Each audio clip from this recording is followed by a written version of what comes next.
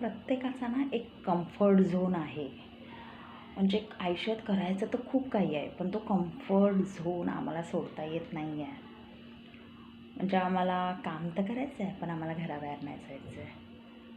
मला नवीन अशा खूप साऱ्या गोष्टी करायच्या आहेत, पण आम्ही सतत एक्सक्यूज देत असतो.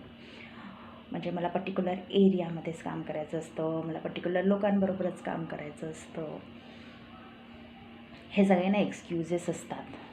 सो जोपर्यंत तुम्ही तुमचा कम्फर्ट झोन सोडत नाही, तो कम्फर्ट झोन सोडून तुम्ही वेगळ्या दृष्टीने त्या गोष्टीला बघत नाही, तोपर्यंत तुम्ही कसं स्टार्ट करणार?